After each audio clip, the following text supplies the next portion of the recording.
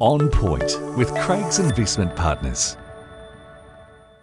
The information provided here is general in nature and it's not financial advice. It doesn't take into account your situation, objectives, goals, or risk tolerance. All investments are subject to risks and none are guaranteed. Before you make any investment decisions, we recommend you contact an investment advisor. For more information about our services or to view the Craig's Investment Partners Financial Advice Provider Disclosure Statement, please visit our website, which is craigsip.com. Welcome to On Point. I'm Mark Lister, Investment Director at Craig's Investment Partners, and I'll be talking about a range of topics including economics, portfolio strategy, investor education, and anything else that's happening out there in financial markets. That's it, team. The first month of the year is behind us, and even though it felt like we saw a year's worth of drama in January, the US share market posted another healthy gain. It rose 1.4% for the month, which is a very solid return, and that's above the 1.1% average for all of the January returns since 1950. This bodes well for the balance of this year, at least according to what they call the January Barometer. Coined by Yale Hirsch in the 1970s, this suggests that the market's performance in January will predict how the balance of the year will play out. Now, we all know that economic and financial landscapes can change on a dime, and there's nothing special about any particular month of the year. However, a solid performance in January has typically meant that a good year is ahead. Since 1950, the S&P 500 index has been up 74% of the time, and the average annual return has been 9.6%. That's for all the years since then. However, when the market has been up in January, the future starts to look even brighter. The odds of a positive calendar year return then jump from 74 to 89%, and the average annual return to a very healthy 16.9%. In contrast, when the index is down in January, when the year starts badly, the odds of an up year slump to just 50%, while the annual average return slips into negative territory. Now, as interesting as these sorts of statistics might be, we should never base an investment strategy around them. The January Barometer will not always work. Just like sell in May and go away won't always be the right move, and a Santa rally doesn't arrive every single year.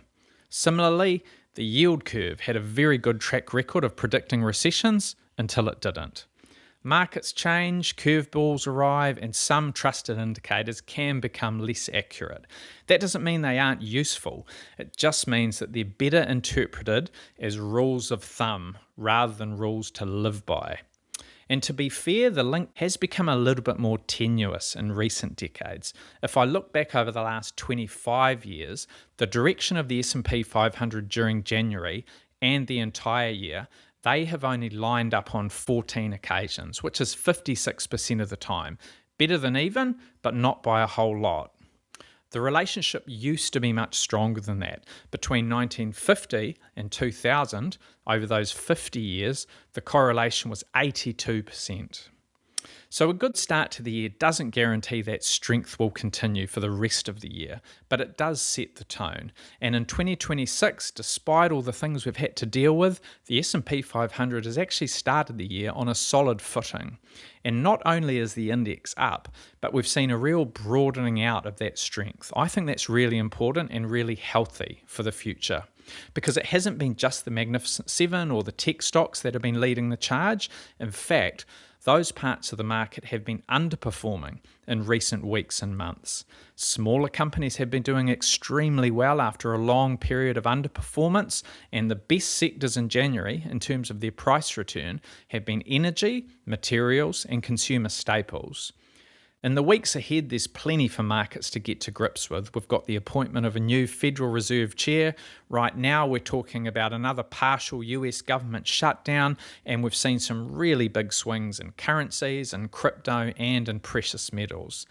Beyond the short term, we'll have to navigate the US midterm elections late this year. ongoing concerns about government debt levels, and probably any number of other geopolitical issues that could well emerge. But at the same time, growth is looking solid, inflation is contained, the Fed is still likely to cut interest rates at least once or twice this year, and earnings growth is looking very reasonable.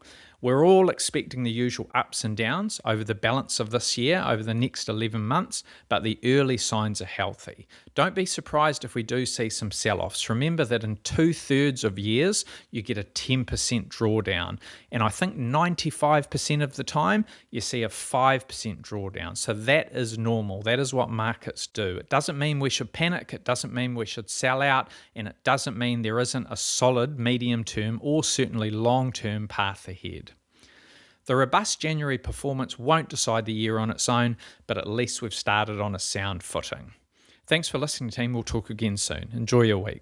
For more insights, visit craigsip.com.